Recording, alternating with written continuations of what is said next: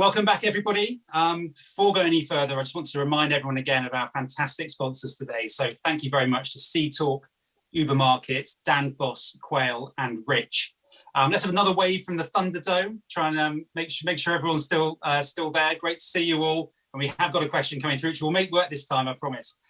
So thanks for all your questions and involvement. Our final session focuses on how we can reimagine the future of our sector and what we can be as local retailers. So to start us off, we're going to look at the poll. So to start us off, we're going to ask the question about the word cloud. So to tell us, write down one thing, what innovation will you be focusing on in the near future? What innovation will you be focusing on in the near future? Put it into the chat and then we'll see what you all come up with. And we've also got, Debbie, the poll results from the last session, which is about what we'll be looking to retain from coming out of the pandemic. So I'm not sure if you can see the results. Yeah, I've got those coming through. We've got them. So interesting. So home delivery, important. Basket spend, the higher basket spend, I think very sensible answer. But community links trump all in terms of the visa. Not surprising, maybe, given the session we just had. Absolutely. And I think, you know, James, it's what the sector's always done, and perhaps it's just coming to the fore, and that we're all just appreciating the value of those links, and perhaps customers are also just reflecting on that. And I think the big thing, certainly on that retention, is how well the sector has served communities. And I think that's going to last for some time. I think that loyalty is going to remain. But I think really just looking now at this final section is to the reimagine. And so in a pretty good state, which was great from the feedback we've had from a recovery perspective. And I think real clarity about the sorts of things that we'll need to retain. But actually, we've got a couple of great presenters here who are going to share with us fantastic stories. So firstly, we've got Natalie Brown from Community Shop, which I have to say has already reimagined what traditional retail looks like. So we've got a great presentation coming up. But Michael's going to kick off and talk about a business that's probably familiar to a lot of us. I feel I've grown up with this in terms of Simply Fresh. So Michael is going to share the next chapter in the Simply Fresh journey, which has been a very interesting one for all of us to see. So it is with great pleasure that I do introduce to you Michael Laughlin, a real industry hero who does an enormous amount, not only for the sector, but for charities that he supports within our industry as well. So Michael, over to you. Thank you. Thanks, Debbie, for that introduction. Having spent nearly 25 years on the retail side of the business and only a short time on the wholesale side of the business, I believe I'm well qualified to look at things from both sides. Also coming from Ireland, I'm regularly asked why the convenience stores are so good there. And I believe the answer is great collaboration between the stakeholders. In Ireland, the wholesale sector and the retail sector work in harmony. They support each other and they embrace changes that are suggested by each party. It's also worth recognising that the competitive landscape in Ireland is very different. They don't have the big four supermarkets, and they don't have an excellent co-op in every town. As a result, I'm not convinced you can reimagine convenience on your own. Too much has changed in the last year, and even much more will change in the coming year. For a long time, the supply chain has been focused on competing with the discounters, and not enough time being spent, in my opinion, in helping the convenience retailer to truly compete. And never has the customer demands changed so much in a short period of time. Whether we like it or not, the consumer likes discounters. The discounters are also reimagining their business, and as we've seen in the past, they're very good at it. But the consumer also loves local convenience stores. At Simply Fresh, we want to give independent retailers and forecourt operators all the benefits of the Sainsbury's supply chain, while remaining independent and also remaining central to their community. In 2020 through to 2021, we've seen unprecedented loyalty from convenience stores from their local communities. Due to the pandemic, we've seen sales boom, unfortunately, along with the industry stress levels. But the big question remains, will these consumers remain loyal to local convenience stores? I can't answer that question. Only time will tell. But I can guarantee one thing. The larger food retailers will be spending millions trying to win those consumers back. They've recognized that local is the place to be. Sainsbury's and other supply chains have recognized that supporting you locally is the place to be. Simply Fresh recognized the need to support you in holding on to those customers. And I believe that retailers need to recognize you can't do this on your own. During the pandemic, other retailers weren't as lucky. The online revolution may finish many of them off. Although this may offer opportunities for the independent retailers, such as click and collect, or creating retail space within our stores for other goods. Who knows? But yet again, in the face of adversity, the local community store shone through. We embraced home delivery. We quickly adapted to customers' changing demands. And in the majority of cases, we benefited from being centrally located within their communities. But as we're aware from the past, when we exceeded expectations, the larger supermarkets took note. They muscled in on our patch, stole our business and our livelihoods. With many of the larger retailers now supplying the independent sector, I believe they should start sharing the economies of scale, embrace us as partners, and stop seeing us as competitors. The landscape is changing, and we should demand these changes. If they wanted to supply us, they need to respect us and maintain the UK as a nation of shopkeepers. During the pandemic, the customer has also changed. They didn't ask to change, but like retailers, they needed to adapt. Many of them liked the changes, and many of them didn't. But I believe many of these changes will stick. Working from home, desk sharing, and even working from home for overseas companies is becoming a reality.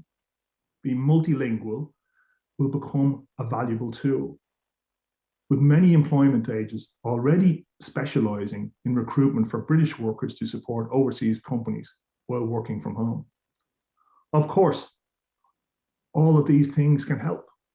The consumer will become more reliant on home deliveries, and in line with some changes, they will require better lunch offers and evening meal solutions.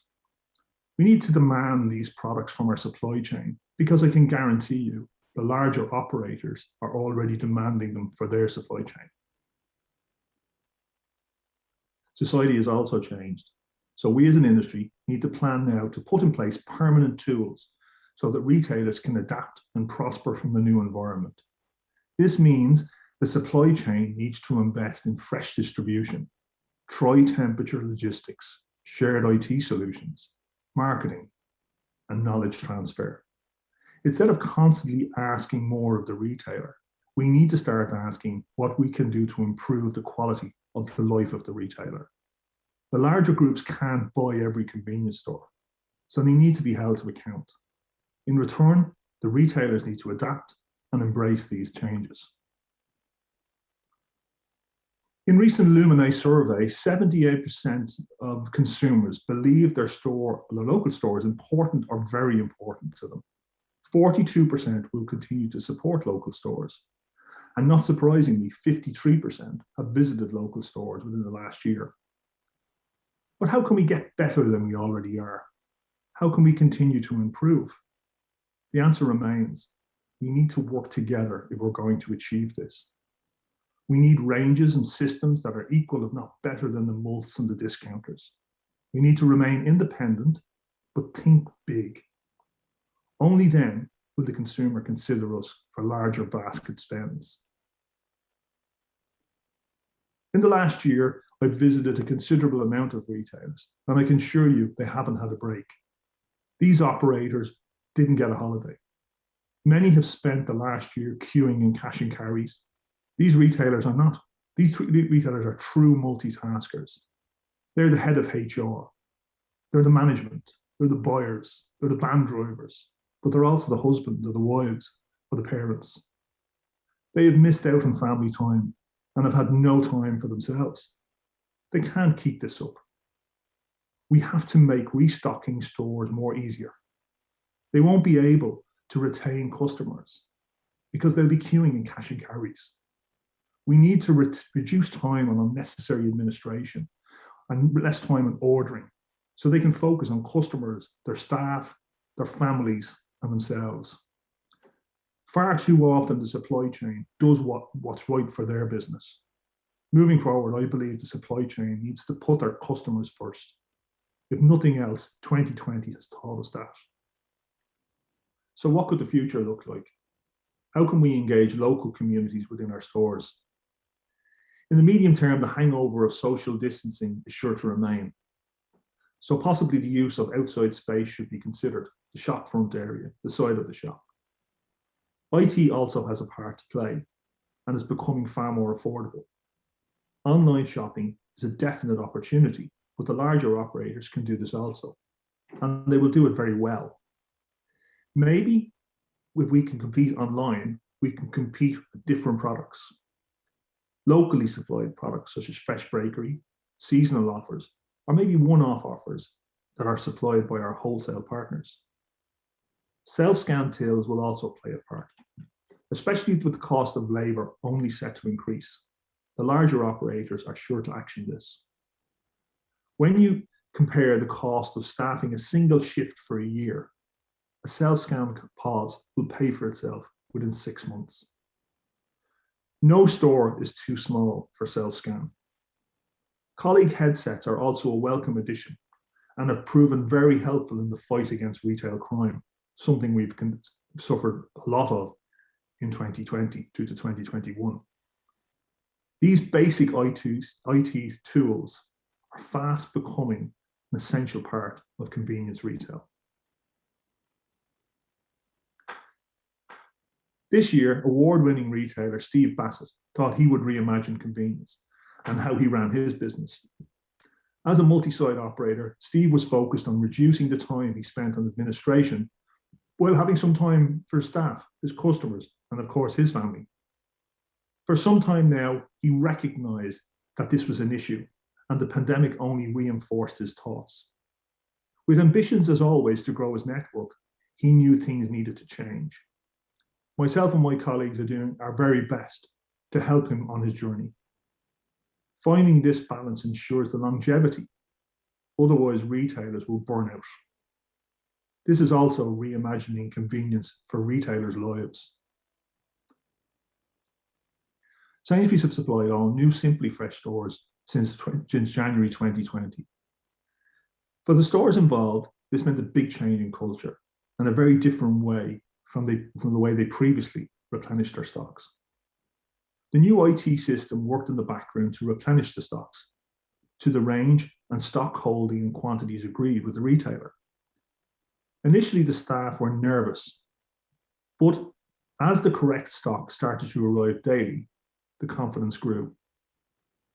From my perspective, the staff had more time for customers, and there was definitely less human error in ordering too much stock or too little. It also gave me a small window into how big operators find efficiencies. Until now, these efficiencies were not shared. Why? Because this gave the larger groups the ability to scale up. So it's time to shine. I've always been very optimistic. So hopefully, with an end in sight and a return to some sense of normality, our time to shine as retailers is coming. We believe that the consumer will emerge from the enforced confinement bursting to make up for lost time. They will barbecue and party until they drop. We need to be ready for this.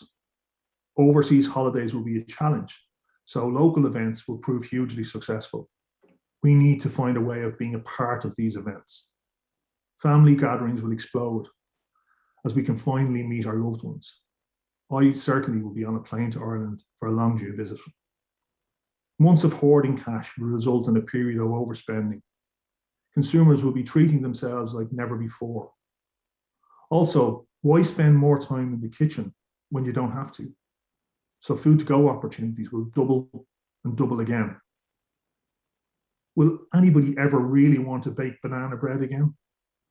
Or even have to eat it? We believe now is the time for the new boom. It wouldn't be me if I didn't mention the opportunity within the forecourt sector. With convenience stores facing significant changes, the forecourt sector, its challenges have been well flagged for many years. Currently, the wider sector derives 60 to 70% of its profits from fuel margins, and the remainder from shop and food to go sales. With EV cars set to represent 30 to 40% of the UK fleet by 2030, I believe now is the time to make significant investment in your shops and your fuel service. As fuel volumes decrease, these operators need shop revenues to increase. Only with better stores, better ranges, with the consumers, will the consumers consider us more. Tobacco, alcohol, and confectionery sales are always under attack. So you need to find heroes within your business. You need to be part of the fresh revolution. Although for this to be successful, I believe that the wider industry needs to embrace this. Look at the advances in hot beverages once everybody embraced that area. With great businesses, excellent locations, you are well positioned to make this transition. At Simply Fresh, we believe we are well positioned to meet the needs of the retailers and their customers. Our partnership may be new, but with the backing of the British grocery retailer that's traded for 150 years, we believe our credentials to offer a better opportunity for retailers exists. Something different, but something your customers will recognize and already love. In recent years, own label products have played a significant role in the growth of convenience. The Sainsbury's own value label represents 50% of sales. Own label products offer the opportunity for retailers to grow margin and offer value to their customer. In certain categories, consumers are very confident to be able to switch from a household brand to an own brand. Take the discounters. Aldi and Lidl have led the way by filling the majority of their stores with amazing products from all over Europe. Who would have ever imagined the great British public would support a pair of German retailers in the numbers that they have? Currently, they control 10% of the UK grocery market, and they're growing fast. When I left Ireland in 2008, they controlled 6% of the market. Now combined, they control 24% of the Irish market. My message is, don't fear them, learn from them, and in some cases, be like them. The importance of great own label will only become more important to your business, and customers will demand it. In New Simply Fresh, we have upped our game. We offer so much more than we ever did before. If I'm honest, we had to, because so did all our competitors. Never before has the independent retailer had so much choice. The league table to be the best supplier in the independent convenience sector is continuously changing. Wholesalers are forging partnerships to support your stores. The big players want to be part of local. They want to be part of your business. The natural evolution will be hugely beneficial to the independent sector. So we believe it's vital for retailers to embrace this. Our advice is choose the partner that best suits your customer and your demographic. So the grocery market is set to grow by 10% by 2022.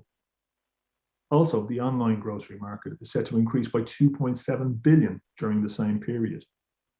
If these guys are even half correct, you need to get your business online fast. In my own family, the online business is alive and well. With 5 young adults, they shop for virtually everything online. As I'm the only person in the family who bothers to open the front door, I'm the most photographed person in the family. I'm on every home delivery guy's phone. Considering my youngest child goes by the AKA of Princess Jodie, they may find it difficult to validate that those packages were ever delivered. Promotions is always a hot topic of discussion in retail. Do we need as many? Are they really relevant? Is the sector scaremongering us into a grocery recession? I'm a great believer in looking at the past to see the future. During the credit crunch of 2010, the consumer didn't deprive themselves of the little things. They didn't stop eating. In fact, this was one area they didn't change their habits. We did, however, see a downturn in large ticket items such as new cars and holidays. We became more DIY focused, and we saw a boom in lipstick and ladies' hosiery. So we believe the real danger is the EDLP strategy of the discounters. As I've said before, the consumer likes Aldi and Lidl, but they also love the local convenience store. And lastly, I thought I'd share some images of Steve Bassett's store in Southampton. In 2020, Steve decided to make the change. And ironically, Simply Fresh decided to reimagine their business in 2020. With some new leadership came some new ideas, different ways of doing things. Like our competitors, we realized we needed to improve, adapt, and continuously evolve. Because keeping up with your customers and your retailers is a full-time job. Thank you. Thank you, Michael. You never fail to disappoint. Fantastic. What a whistle-stop tour around the whole industry, peppered with personal insight that really did enrich that presentation. For me, what really came through was the importance of remaining independent, but the thinking big. I think that came through really loud and clear, and having really, I suppose, big box retailing behind delivering that bespoke customer experience. So thank you for that, Michael. And it's now to listen to a very different perspective from Natalie Brown, talking about Community Shop.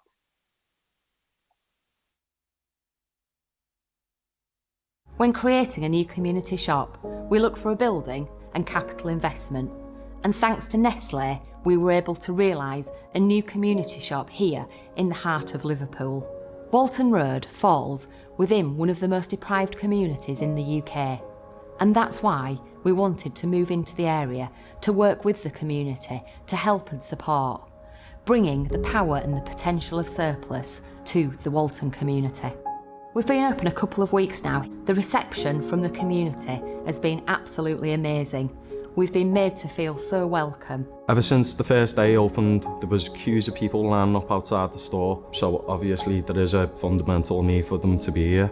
Definitely a lifeline without it, though. Where else can you get stuff at prices like this, to be honest with you? It's had a massive impact, from what I can see, on the community. At the end of the day, everyone's in the same boat really, aren't they, with the unemployment and just COVID, what's happened. It's like everyone's struggling at the minute, and it has been a massive, massive help.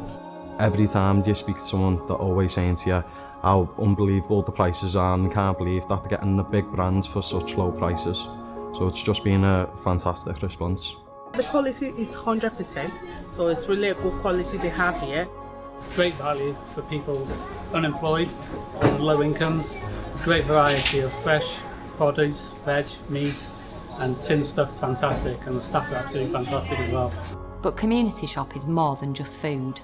Community Shop is 3 interconnected spaces.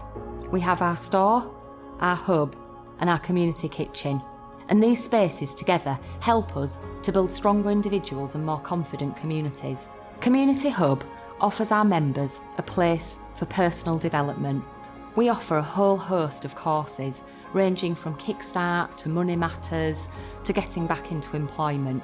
We aim to be the heart of the community, so we look to try and get in and actually try and understand some of the issues that are here. And then also, on top of that, once we've understood them, try to then empower people through the different courses that we do, and even through the support that we provide to a lot of the community. The real overall aim is to then try and create this sense of legacy, so we can encourage generation onto generation as we go forward, and try to give back for years to come, and hopefully change that level of deprivation that we're currently in, and try to build, I suppose, Walton Road up back on the map itself.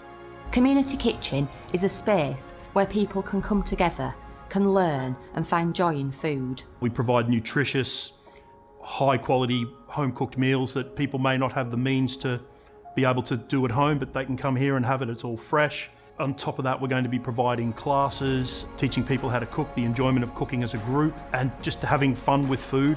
Well, to tell you the truth, it's my first time, and I am really, well, I'm a bit speechless really, because it's above my expectations. Proper qualified chef, knows what he's doing with the food, and the food they get is really wholesome and fresh. During the school holidays, kids can come and eat free, you know, and that's one of the great things about this kitchen. You've got people that have never met each other coming in, they're being friendly with each other, and we're finding that more and more regularly that people are very comfortable bringing their kids up here. It's an inclusive, easy environment to be in. I feel like this store being here, where it is situated, there's a lot of other deprived areas surrounding it, and we're getting people travelling 3-4 miles away just to come to this store. So I feel like where this is situated, it's right in the heart of where it's needed.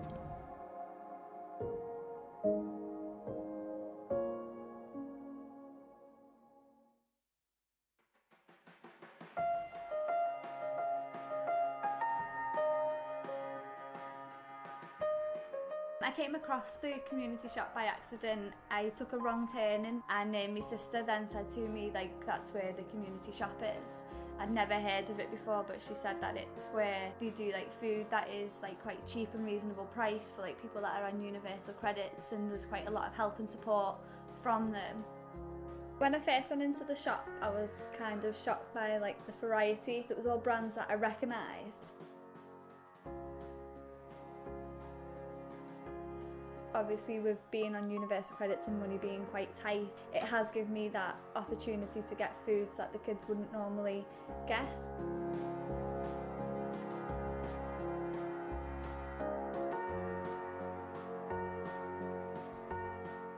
Since going to Kickstart, I was at a point in my life where I didn't know what I wanted or nothing like that, and since then I've now joined college to do a nurse and midwifery course. I never thought I would be doing at this point. If someone said to me a month ago I'd be going to college in September, I would have just laughed at them really. It's just had quite a massive change on that aspect of it, of like now I know what I want to do in my future. Doing the Kickstart classes and stuff like that, I've seen now that like I've got a blank canvas, I can do whatever I want, I can start again. The change in my life and the change and the like that it's had upon me has been quite dramatic in just a short period of time. It's a fresh start that I never thought I would have.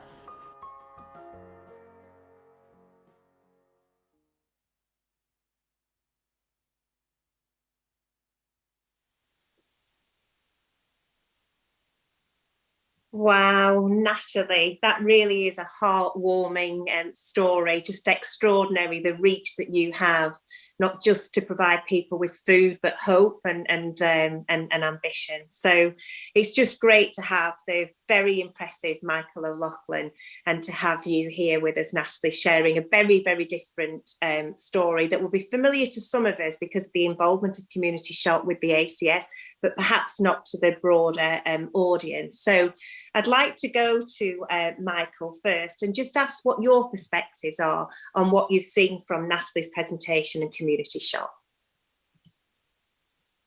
I think we've all been so busy this year focusing on our own families and mental health and children, and it's wonderful, absolutely wonderful to see there's people like Natalie and the organisation like the Community Store to look after people who just don't have the same level of opportunity as the rest of us. And I thank her for that because it's, I'm a Liverpool fan, so I recognised all those Scouser accents. But it's wonderful to think that, because you can get so busy in your own life, you forget that there's people who are less fortunate, who need community stores and need that reaching. And I congratulate you. Absolutely wonderful, wonderful story. Thank you. Thank you, Michael. And I've experienced firsthand your kindness in the most marginalised of communities. So it is no surprise that you would react so positively to that. Natalie, what struck you about Michael, what Michael had to say? So fantastic to hear from Michael. Thanks very much for the presentation. You know, I think just as retailers, maintaining that, you know, being a nation of shopkeepers, just really that tribute to how hard everybody worked throughout the pandemic, but to remind us to, you know, to keep thinking big and keep supporting each other, and you know, thanks for making us laugh throughout. I think the mention of how our industry has changed and just, you know, a glimpse into the opportunities that have arisen. Fantastic to hear some of those opportunities, and I love that the reference that you made there about it being a time for us to shine. Fantastic. It really is a sector that's about people, and there's two great people with us, so thank you for sharing that. I actually just want to look now in terms of waste, which hasn't actually come up, and it usually does on all of these presentations, but it's actually a question that's come through from the audience, so thank you for submitting that. And it's actually, I suppose, very different business models. And if I could ask you first, Natalie, because ostensibly your model is dependent on waste, but if we start to control it, you know, what sort of does that present for you? So I was just going to say, you know, I want to take this opportunity just to say a huge thank you to everybody that does support Community Shop at the moment, and that's through partnerships of donations. I think, you know, a lot of our waste comes from you know, further up the manufacturing line, so that'll always be there, and hopefully we give an opportunity for across Community Shop of ensuring that when surplus does arise, that there's a fantastic route to make a difference within local communities. Community Shop's all about helping people to re-engage with the local economy and shop local. It's a transitional platform to help them avoid you know, having to rely on food banks. So, you know, surplus will always be there across our industry. It's just, you know, reimagining how it can be used, and making sure that waste is used for social good. It really is an amazing story. Natalie, I'd just like to stay with you, just asking really how you approach, because it's sensitive subjects in terms of people that are lacking skills and are having difficulties in terms of paying bills. You know, how is it that you have managed to just really engage with the community as successfully as you have? So I think, you know, it's because we try to be at the heart of the community.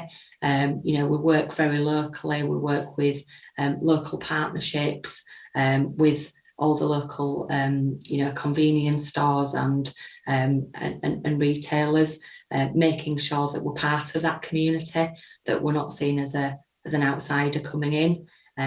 You know, lots of the initiatives that we run of getting people back into work relies upon us working locally with those partners, to ensure the opportunities are available to people in the more deprived communities, and opening up those opportunities. And we couldn't do that without the partnership approaches. But it really is simple solutions to very complex problems, and it really is inspiring what you're doing. And I think it's probably come through a lot in the day in terms of how we can go above and beyond in supporting communities. But you just seem to have found a, you know, real recipe for success there. Michael, there's a question now coming in that I think would be really suitable for you. It's come from Mike at Fit, and it's just asking how the legislation surrounding the high fat, salt and sugar is going to affect the offers, layouts and promotions in your stores. Well, as you know, Debbie, I suppose Simply Fresh, long before I was engaged with the business, were famous for their fresh produce. It's a pillar of the brand to lead with fresh and to lead with healthy, and that's been, you know, key to the success of the brand. When you enter the store, the first thing you embrace is the fresh and the produce section. And because of that, even our promotions, since we joined the Sainsbury's supply chain, our promotions and our focus has changed completely, because we tried to be a really good food retailer before that, but Sainsbury's gave us the ability to be a really good food retailer, and our dairy walls exploded. So I suppose our focus as we move the business forward is embracing support we receive from Sainsbury's in relation to ranges and lines, but it's also important to embrace the fresh side of things. So it's been a journey. Like, as you know, I've spent most of my life in the forecourt world as a retailer, and only a short period in time with Simply Fresh on the wholesale supply of the business. And I suppose you know, we in forecourt world, we have no waste, and we have no, you know, we literally, you know, there is no waste, and in this side of the tracks, there is waste. So I suppose our ambition is to be a fresh food supplier, to be a full convenience store, to be less focused on maybe pushing alcohol moving forward. I think with the pubs reopening, that focus has changed. Less focus on pushing sugar, even though we have all these products within our range. So I think that's how we'll tackle it. I think we'll tackle it within our stores, presenting our stores differently to the consumer. Brilliant. And actually, just linking on that, Michael, there's been a lot of talk about Amazon Fresh. Do you think that's a model that's going to be replicated by others in the market? How do you feel about that? Oh, I think that, as I said in my presentation, I think we're coming out of a period where people have been confined to their homes and they haven't been able to meet their friends and family. I think we're coming into a period where a lot of what we've had to endure during the pandemic will be maybe forgotten for a short period of time. And I think people will come out and they'll want to shop in stores, they'll want to engage with people, they'll want to attend events.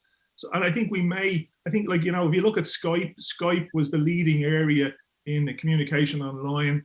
And when the pandemic came along, Teams and Zoom wiped it out completely. It's forgotten. And I think the timing for Amazon could be wrong, because I think, yes, we want to shop online. Yes, we want to engage with people. We want to get back out there. We want to take off the masks. We want to shake hands. We want to embrace people. We want to attend local events in our community. We want to meet people. And I think, you know, that's what we're going to do. I think we're going to come out gunning and blazing for the future. I think the future looks really wonderful. And we owe it, Debbie, to all the people who aren't with us anymore, who would love the opportunities that we have to embrace life. And as we saw this morning's presentation, embrace life, take the opportunities, move forward, and let's get back out there and support local businesses and local people. Excellently said, Michael. Thank you. And I think, James, we've got the results of the word cloud. Have we got those coming through? We have indeed. Yes, we have indeed. So it's about one thing to focus on reimagining and focus on in the business going forward. And I think, well, there's actually quite a range of things there, aren't there? Things like payment tech, quite interesting. I want to ask a question about that in a moment, actually just come through from the audience. But also, you know, some actually really quite sensible things here, it seems to me, about you know, what the future of reimagining the business is about. Picking up on some things Michael said about simplification, sustainability. Interesting, some of those areas that maybe we've thought about a bit less over the past year because times have been so different. But you know, occasions, what's going to be the new calendar of events that's going to be driving our sector forward? It may change a bit, make a slightly different emphasis on different events. And obviously, food to go seems such a broad question. Anyway, I'm really keen to hear what Natalie and Michael got to say about this, Debbie, because they're the experts on the ground. Anything that struck you in there, Natalie? So I think, you know, the community partnerships is one really that sort of stood out to me. It's been an opportunity to really sort of come together and support each other and really embrace that kindness that's in the world. We've really seen everybody, you know, really show how they can reimagine the way that we do business, and it's been, you know, fantastic to see. And just picking up on a couple of things that Michael said there in terms of, you know,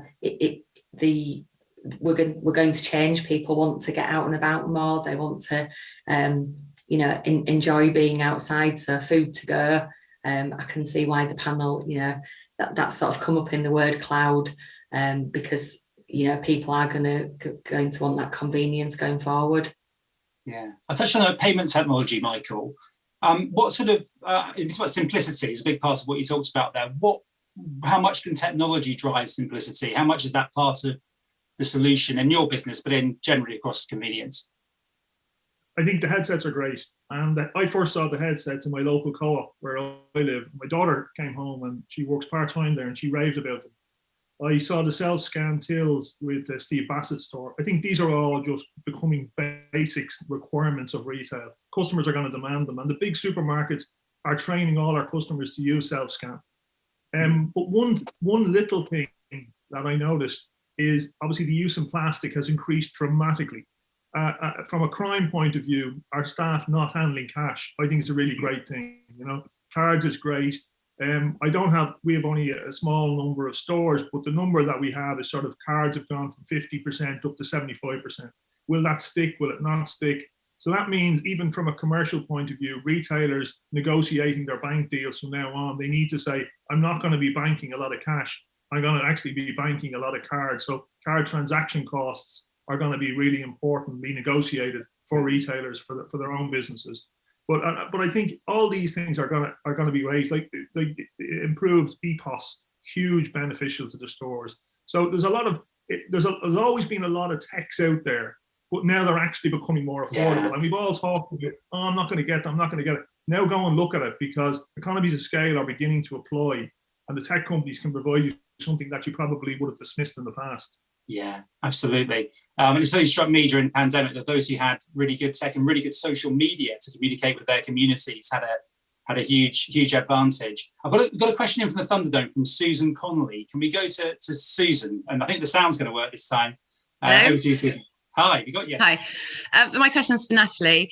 Can independent retailers like myself do some of the things you're doing, even though we don't have as much space? What can we do? So thank you very much for the question, Susan. Obviously, we're really happy to invite anybody along to come and visit Community Shop at any time, and really happy to share lots of the things that we do. Yes, absolutely. In terms of helping and supporting, I think throughout the pandemic, we've found that communities have really engaged virtually. So we've taken all of our courses and all of our support that we do online, and we found that in communities they've really responded well to that. So across the holidays, we deliver a healthy holidays scheme, and you've seen in the video we make sure that children eat free. So I think opportunities to make sure fruit and vegetables are as affordable as possible for families, making sure that there's opportunities for any surplus that's left over that can be taken home, any of those healthy options, and also just anything we can do virtually to support communities in terms of upskilling them, encouraging them back into education, encouraging them to cook as families at home, and to cook from fresh. And everybody can get involved and support with that. It's great question, Susan. Great answer, Natalie. Really, and I think certainly if you see Community Shop, that's the question you ask. How can I have an even deeper relationship with my community? Debbie, you've got one more poll. I was going to maybe ask the poll question, and then maybe you can ask another couple of questions of Michael and Natalie, and then maybe before we finish, we'll be able to see the results of that poll. So give everyone the chance to vote. Let's see how we get on. So the final poll for the whole audience is, how will you be judging success over the next 10 years? And the four options we're giving you might not capture your main response, but the four options we're giving you are profit, work-life balance, community impact, or sustainability. Those four things. So how will you be judging success over the next 10 years? Profit, work-life balance, community impact, or sustainability. So I'll leave it there. We'll get the answers in. We'll look at them in just a second. Then back to you, Debbie, for a couple more questions to Michael and Natalie. That's brilliant. Thank you, James.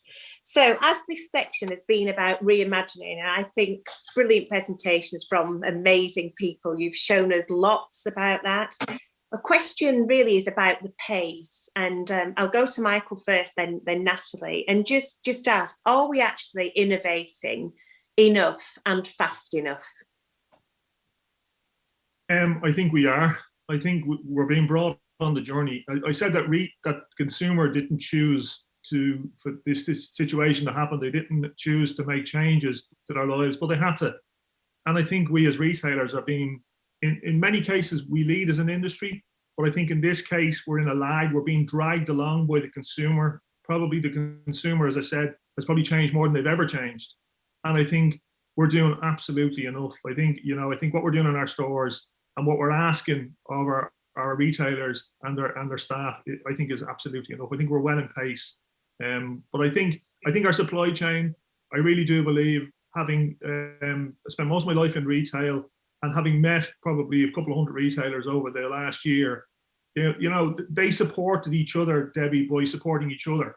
And there was lots of groups and apps and the ACS bringing them together. And I think the supply chain were a little bit quiet during that, and that maybe Simply Fresh included. And I think we need to get a little bit more involved in helping them and supporting them and bringing them and improving their business. I think that's a really great response. And what we certainly got out of your presentation, Michael, was your empathy for the retailer, the really deep understanding. They have been at the front line, haven't they? And whilst there's been support, I think as much as we possibly can in the future is really, really going to bode well. I think all of our colleagues have done the most extraordinary job, and actually it's a really great reminder, and I think brings everything right back to the beginning and that recovery, just that support for each other, which is brilliant. Natalie, from your perspective, do you feel that we're innovating enough and fast enough? I mean, we can always do better. We can always improve. I think there's something to be said. But I think, over the last year, retailers have absolutely been at the forefront. We've been, key workers, just as the NHS has been, because we've been there to help and support everybody. Everybody needs to be able to access food, and I think retailers have adapted really well in doing that. We've managed to stay open, we've managed to service communities, we've managed to really reimagine retail and ensuring that we have more delivery slots, that we stay open all hours so that people can feel safe.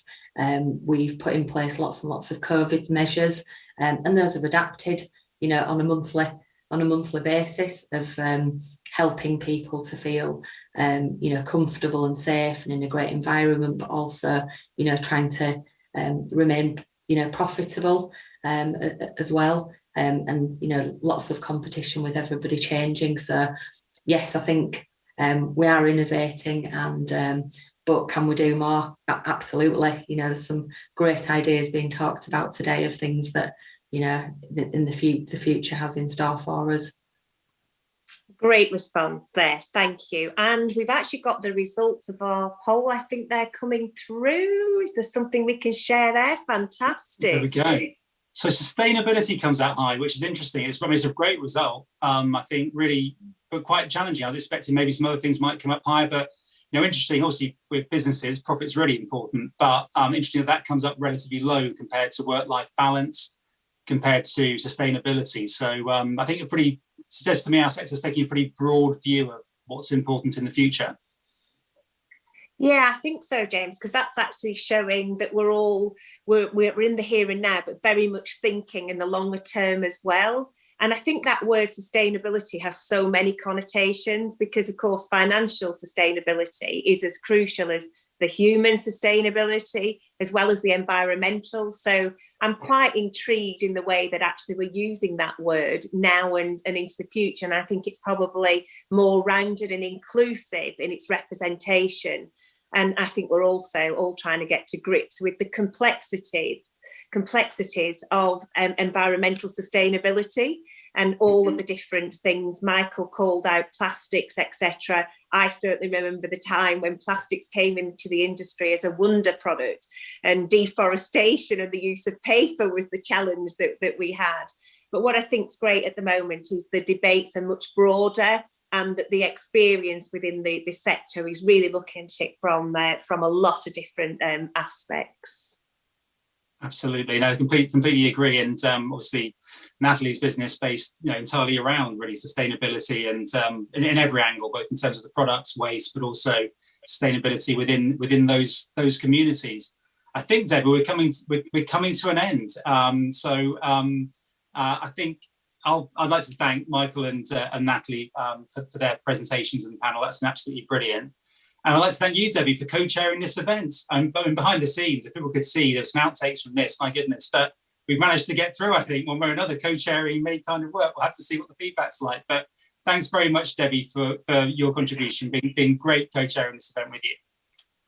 Well, James, thank you to you. And I'd just like to say a really heartfelt thank you to everybody at the ACS, because you have managed to keep this sector together, providing really timely professional information that has been so valuable. And I think that has really helped to gel. I'd like to thank all of you who have attended today, and for all of you in your support of the ACS as well, because it very much is your association. I think the speakers have been phenomenal, you know, really great, broad cross-section, but the passion is what's really come through, and the care.